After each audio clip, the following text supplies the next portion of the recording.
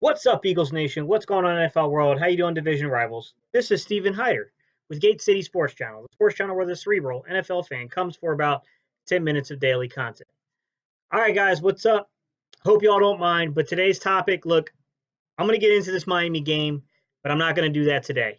I need time to be able to review the game. I need time to be able to review the All 22 after following the replay of the game. And I just haven't had time to do that yet. And there's kind of a big piece that broke over the weekend that I wanted to talk about on Saturday, but I really wanted to get those breakdowns of different like mechanical issues I was seeing from wins and stuff like that done before I posted this video. So I'm going to take today to do this video. And our topic today is about a report that came from Joe Banner, the former president here of the Philadelphia Eagles. And Joe Banner said something pretty interesting that I think needs to be discussed. Banner gave a statement in essentially an interview where he said that he doesn't expect Alshon Jeffrey or Desean Jackson to return to the Philadelphia Eagles in the 2020 football season. I want to dive into that because that means some pretty big and important things for the Eagles, especially Carson Wentz. I want to jump into this. Balls up front, and they definitely have it here in Philly. Wentz on 3rd and 6. Okay. Initial thoughts here, guys.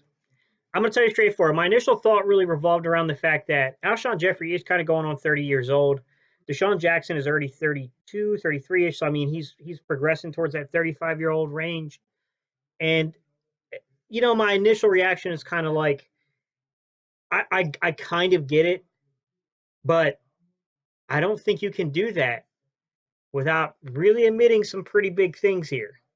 And I'm not too sure you do that without massive returning over at the front office and coaching staff. I personally, I can't see how you do that. And I'm going to get into the reasons why I think that this is a little weird. Now, there's two reasons that I kind of wrote down why I thought maybe Joe Banner made these statements. Number one is that Joe Banner simply did not look at the contracts of Alshon Jeffrey and Desean Jackson before making that statement. He just assumed from the style of play and knowing Roseman the way he knows Roseman and knowing maybe some of the members of the scouting department in the Eagles that maybe he was like, okay, I can't see them letting this just kind of go on without really diving into the contract issues with making a move like this. I think that's in the realm of possibility that he just kind of spoke out of turn without really analyzing the situation in full. The second one, it's a little more nefarious, which is either Howie Roseman said something to him or someone in that front office said something to him. Don Smolensky, Andy Weidel, maybe a scout, who knows? Someone from the analytics team. Someone may have exposed something to him, may have revealed, not exposed, but revealed something to him. And he either broke their confidence or he's playing right into the hand of what Howie Roseman wants him to do, which is, generally speaking, if you're Howie Roseman, you want that message to get out, right? You want that to be known.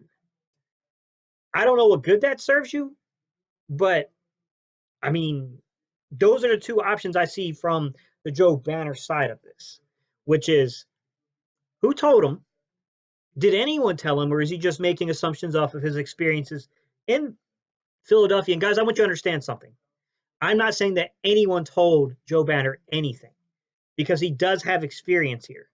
He could have just been on a phone call with even Jeffrey Lurie for all we know, and nothing was ever revealed to him, but he's just feeling the attitude of the owner in the front office without having explicitly anything told to him. He could just be reading into the situation, like I said, but not really digging deep enough to understand the contract situation. Either way, there's something weird going on here. And I want to break down something that was written back in March of this year, and it came out of the Boston Globe. It was written by Ben Volin, whatever his name is, from the Boston Globe. And this was back in March 16, 2019.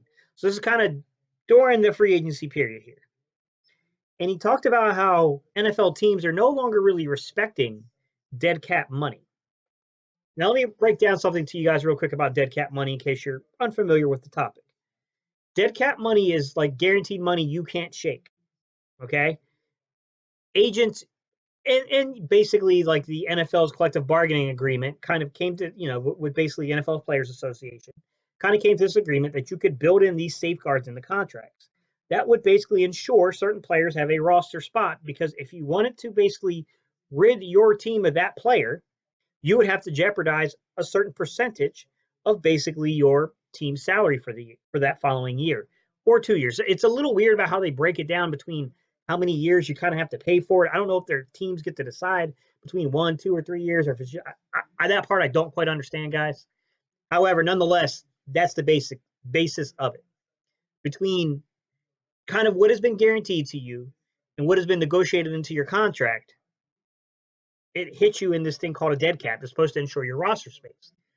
However, what Ben from the Boston Globe was pointing out is that because of the growth of the NFL, the growth of its revenue, each year it's like basically the NFL salary cap, because it's tied to essentially the success of the league and its revenue, keeps going up 10 to $11 million.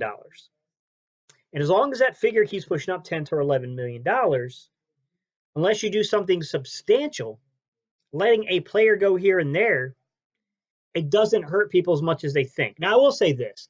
It's a little short-sighted to say that, because obviously as the salary cap keeps going up, contracts keep going up. So I do kind of disagree with that standpoint slightly. I get the point of what they're saying, but I think it's a little more nuanced than they're leading on.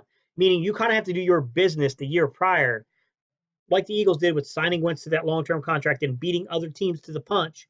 We can all say like, oh, they paid him $100-some million.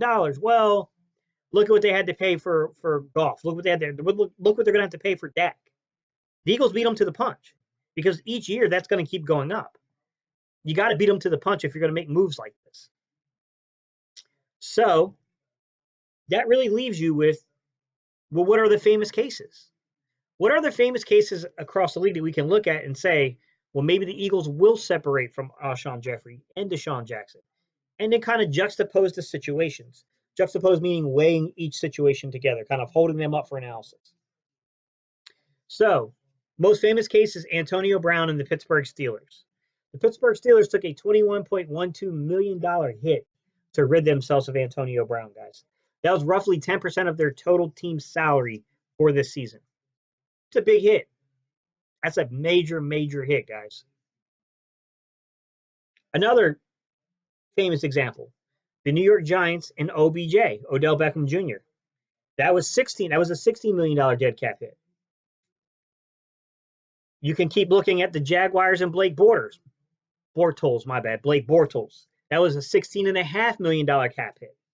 And then they turn around and signed Nick Foles. So, man, that's a really peculiar situation they've got themselves in. The Dolphins and Ndamukong Suh, I think it was the year or two prior, it was like 2 years prior. They cut him and had to pay $9.1 million last year and then $13.1 million this year. You add that together, guys, that's what? $22.2 million? It's a big hit. The Packers and Nick Williams, that was $11 million. To Joe Banner's credit, there have been contracts to where major players have been lost. But I will say this, outside of the Packers and Nick Williams, look at these teams. Look at the teams we're talking about, guys. The Steelers, they're middling, not very good, but they're not horrible. They're probably on par with the Eagles right now. The Giants, they're bottom of dwellers of the league, guys. The Jaguars, I mean, would you really want to switch places with the Eagles and the Jaguars? Hell no. The Dolphins, well, they did just kick our ass Sunday, but you get my point. Like, their rosters are decimated, guys. This is like moves you make when you're imploding yourself. Okay? This is a move of implosion, in my opinion. So what is the dead cap money on Alshon and Desean if we were to let them go? To begin with, can we just discuss that this is a bigger move than just Alshon and Desean Jackson?